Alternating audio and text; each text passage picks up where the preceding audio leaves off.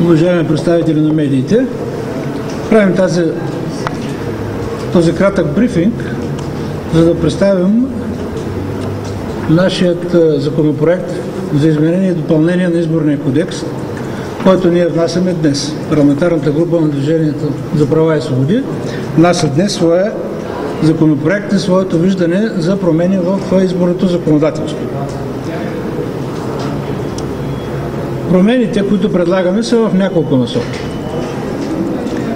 Първата насока, която искам да маркирам, е засилване на публичността в работата на изборната администрация и на всички видове комисии и засилване на контрола върху тяхната дейност. Предлагаме Централната избирателна комисия да работи публично и на нейните заседания да могат да присъстват кандидати, представители на политически партии, застъпници, наблюдатели български и чуждестранни, журналисти, без ограничения.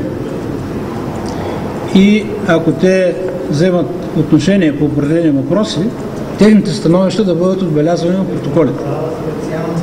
Предлагаме също така всички протоколи на Централната избирателна комисия да бъдат качвани на сайта на ЦИК, включително и с решенията и начина, по който гласуват членовете на Централната избирателна комисия.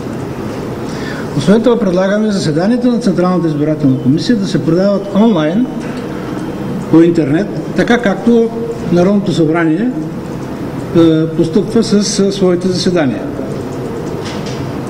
Освен това, считаме, че такава практика трябва да бъде въведена и в районните избирателни комисии, тъй като не предстоят парламентарни избори и дейността на тези комисии става водеща. Считаме, че законът трябва да задължи районните избирателни комисии да имат своя интернет страница и на нея да поддържат всички решения, включително и да излъчват своите заседания по начина, по който работи Централната избирателна комисия. По отношение на темата за увеличаване на прозрачността при изготвянето на списъци и съставянето на секционни избирателни комисии, имаме пакет от предложения. На първо място ние настояваме така наречените забранителни списъци да се работят по нов начин и те да попаднат под общия режим на изработване на всички видове списъци. Това означава, че те трябва да се изработват предварително, да има достатъчно време да бъдат оспорвани и заедно с всички други списъци да бъдат качвани на интернет страницата на общината.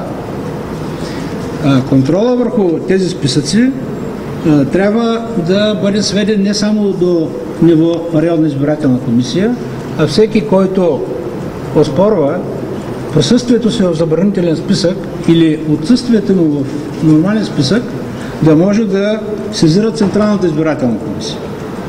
Правото да гласуваш е висше конституционно право и неговата защита не трябва да бъде ограничавана на регионално ниво. Освен това, искаме да засили контрола върху случаите, когато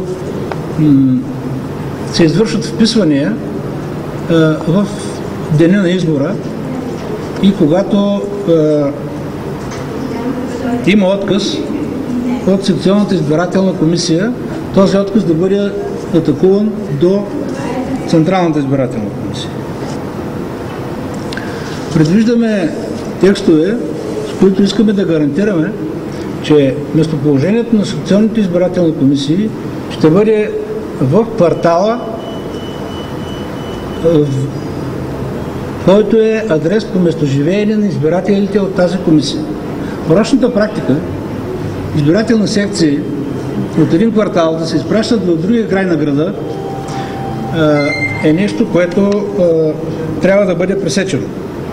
И изобщо целият процес по съставяне на секции който е процес, който се движи от кмета на общината, трябва да бъде поставен под контрола не на областния управител, а под контрола на съда. Тоест, оспорването на тези решения трябва да могат да бъдат поставени под съдебен контрол.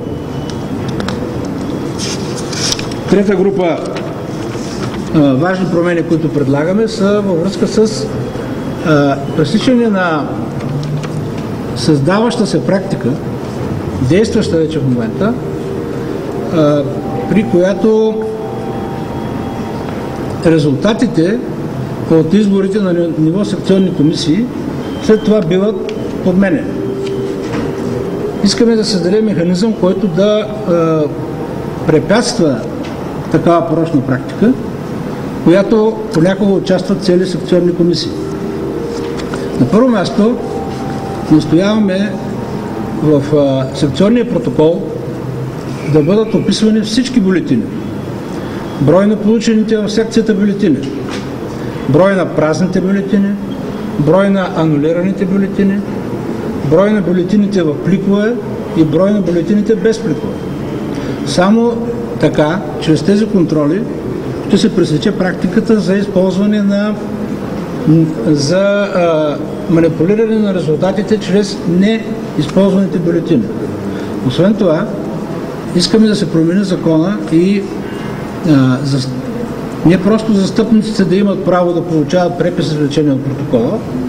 За нас препис-извлечението от протокола не е достатъчен документ, защото той не съдържа всички атрибути от протокола, всички контроли и освен това той не е подписан от всички членове на комисията.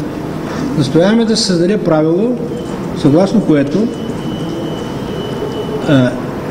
част от процеса на завършване на работата на секционната комисия да бъде издаването на оригинални протоколи за всеки един член от комисията. Пълен оригинален протокол за всеки един член от комисията, един екземпляр за районната избирателна комисия и един екземпляр, който се поставя на видно място. Така само чрез създаването на, да кажем, 9 плюс 2 екземпляра, ще се гарантира, че числата в този протокол са верни и че те после не могат да бъдат подменени. Освен това, предлагаме, когато протокола на секционната избирателна комисия бъде приет от районната избирателна комисия, той веднага да се сканира и да се качва на интернет страницата на районната избирателна комисия. Въобще целият този период от преброяването на бюлетините до изготвянето на документите, удостоверяващи резултатите и контрола върху тях, трябва да бъде поставен под специално наблюдение в текстовете на закона. Има и други предложения, разбира се, и идеи на други парламентарни групи, които ние предварително сме заявили, че подкрепяме. Това са нашите предложения. Господин Местан сега ще доразвие част от темите. Да. Благодаря, господин Бисеров. Добър ден. Искам само да кажа, че сме изключително прецизни в предложенията за изменение на Изборния кодекс и за нас дали управляваща партия ще подкрепи тези промени, които целят прозрачност и елиминират риска от кражба на вод.